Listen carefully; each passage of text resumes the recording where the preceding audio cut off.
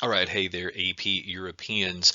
Purpose of this video, I want to briefly take a look at the LEQ rubric and talk about the 6 points that are on there, but then I want to actually apply that rubric to a College Board sample essay so we can look at together not just what makes an essay look good, but you can see kind of where the different parts of the rubric are represented in the essay. All right, so first things first. On the LEQ rubric, first point that is available to you is for your thesis. Remember that your thesis has to respond to the prompt, but it also has to have a defensible claim, like that you're arguing for, and it needs to include a line of reasoning, usually in the introduction and the conclusion, but we'll talk about that here in a minute. Second point on the rubric is the contextualization point. This is the point where it kind of serves as a hook where you're trying to explain the broader historical context, which is kind of setting the scene for the specific information you're going to talk about through the body of the essay. Usually, both of these points are going to be found in your introduction.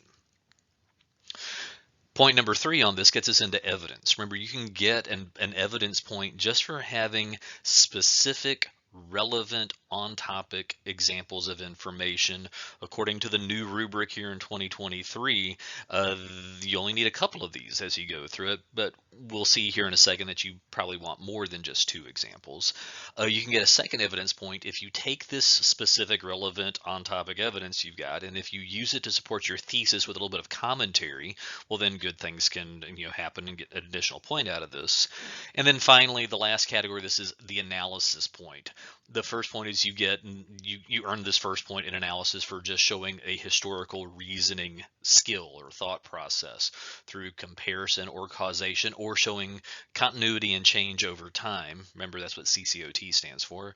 And then finally, the last point, the 6th point on this, is the complexity point, where you are taking your topic, your argument, and you're showing a complex understanding, either through a really sophisticated piece of argumentation, like through a series of counter arguments, or through a really intricate, nuanced use of the evidence. Okay. If you're wondering why all the colors, well, when we take a look at this essay as we walk our way through it, I'm going to want to color code the essay so we can literally highlight where these different parts show up. The essay that we're going to look at today is a published essay by the College Board from when this was on the AP exam back in 2021. The prompt down here in the left corner, that we are going to evaluate the most significant effect of the printing press between the years 1450 and 1650. I've got the whole text of the essay here. We're going to split it up and look at it one piece, one paragraph at a time.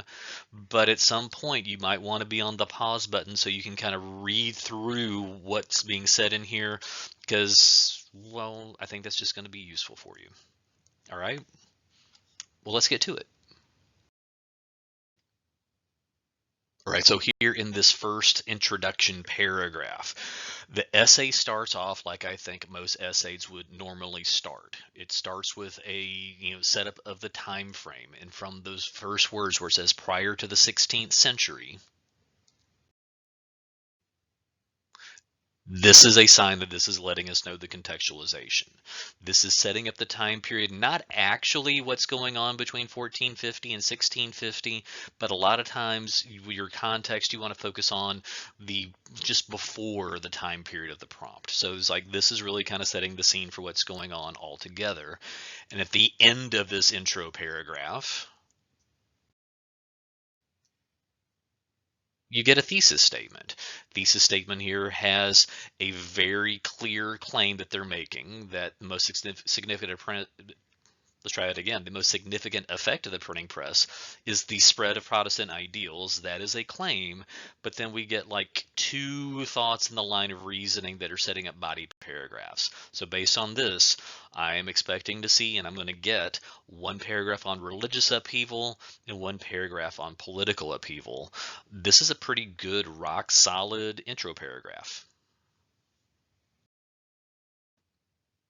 So we add in the first body paragraph onto the screen, and if you haven't already done so, it is worth a little bit of time to read through this, because this student does know what they're talking about. This is a high scoring essay, so take a second and read it just to kind of remind yourself of some of what was going on back in this time period. So now that we see what's happening here, it is kind of worth it to point out, at least briefly, that this student kind of takes a little bit of an unusual approach so far as this first body paragraph is concerned. At least the way the College Board interprets this paragraph is that the opening sentence, opening couple of sentences of this paragraph, they kind of determine that it is actually a continuation of the context. Because when it opens here with before the invention of the printing press, it's actually setting the scene still compared to what we are going to get to with what's happening 1450 to 1650. There's no problem with that. It's just it's a little bit more of a conventional approach to maybe include all that in the introduction. But for this student, the points earn out the same way. So as you look at the rest of this and we start looking at the evidence that shows up in here, you can pick out some specific examples of evidence.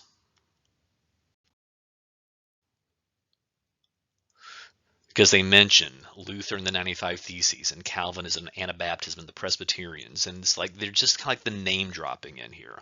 It is worth it for me to kind of like little laser point here, like in front of the word like. Anytime that you see a like or a for example, or anytime that you can think to use a word like for example or like, this is kind of a cue to your reader that this is where I've got like a proper noun coming in.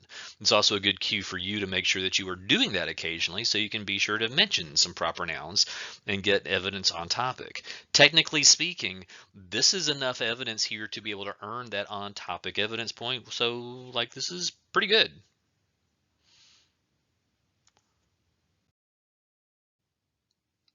This essay continues on and kind of explaining how the evidence fits. So feel free to pause if you want to look at any of this in more detail. But in these lines that have shown up in purple, here it's talking is still talking about Luther's 95 Theses, but then it says like his views spread through Europe because the printing press printed his works in vernacular languages. This is literally taking this proper noun and connecting it back up here to this idea about the religious changes that are being discussed in the thesis.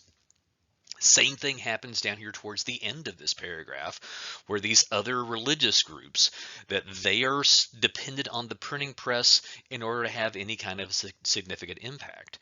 And so in this body paragraph, they do a good job of not just some sort of name dropping some evidence, but explaining how it supports the thesis. And then finally, on that first analysis point, they do their job here as well. That what you get is like these little turns of phrases, like as a result of the spread of ideas. As a result is a cause and effect word. So that is showing us that there's causation that's going on here. Again, in this little orange section, Luther's ideals gave rise to. This is another way of saying that he made this happen. Like the Protestant sects grew out of Luther's ideals. And so it's just kind of like the student is saying that one thing caused the next thing.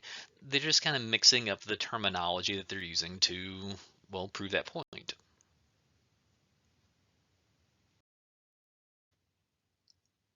So in the second body paragraph, this is kind of like a big, bulky paragraph. And so here's where you see the student kind of like showing off what they know and kind of putting it all back together. So as this paragraph opens, it opens with analysis. So one of the things about like the compare contrast or the compare causation CCOT is the idea that you need to structure your essay around it. So here in this, saying that the printing press capitalized on religious unrest and in political change, this is actually a comparison thing, and it's letting us know that there's two different categories that they're comparing so far as the impact is concerned. That's really good. The beginning of this next sentence, if the works of Martin Luther are inspiring people to do things, that's another sign that causation is coming into play. When we look at the proper nouns and the specific information that's included in this, there's no shortage of things in here. So you got the German peasant revolt. I've kind of marked it twice for us. There's the Anabaptists and their takeover of the city of Munster and the Peace of Augsburg and the 30 Years' War and the Peace of Westphalia. It's like there's just like lots of information kind of sprinkled through. But just like we saw in the first body paragraph,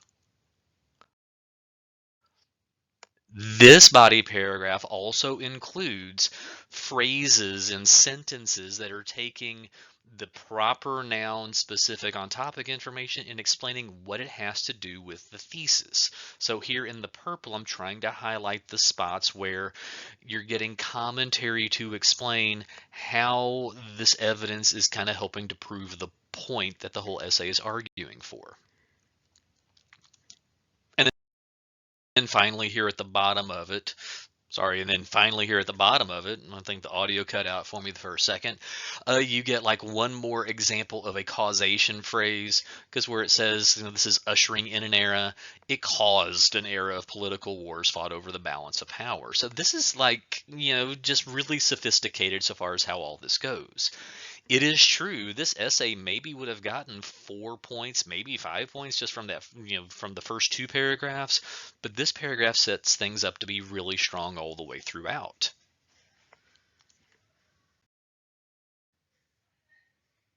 So by the time we get to the conclusion paragraph, this is where it all kind of comes together. First sentence in the conclusion paragraph is a small restatement of the thesis. This isn't much of an improved thesis, but it's a good thesis to begin with, and it kind of like follows through. I will always tell you that your conclusion should try to make your thesis statement a little bit better. But the rest of this conclusion paragraph,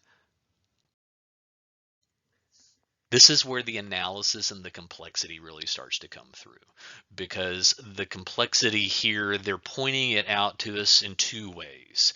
The Catholic Reformation is a qualification. It's almost like it's a counter argument that maybe the Catholic Church was spreading their ideals as much as the Protestant ideals.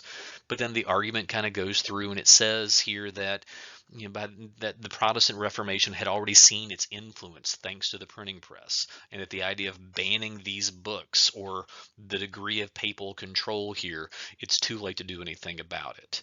The last sentence that's in here kind of goes one step even past this on the complexity, and it kind of takes the printing press and compares it to the internet, which is going to also revolutionize communications. So there really is a link to be made there. This is a strong essay that is really strong in every paragraph throughout the entire piece. So finally, when we look at this all together here, you can kind of see some of the color coding kind of like, I hope this color coding makes sense. For the most part, in the introduction and conclusion, you get a combination of thesis and contextualization in the intro. In the conclusion, you get a combination of thesis and complexity.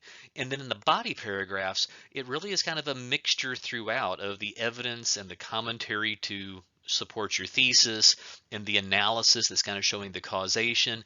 It really is kind of mixed in here together. So there's a little bit of a rhythm about how this is put together. And this is a great role model essay so far as how to build this out. Something that you can follow as kind of a roadmap to how to write your own essays on this. So I hope this was useful for you. I want to make sure that I'm leaving you useful information that is going to be a benefit to you in the long run. So thanks for listening. I'll see you next time.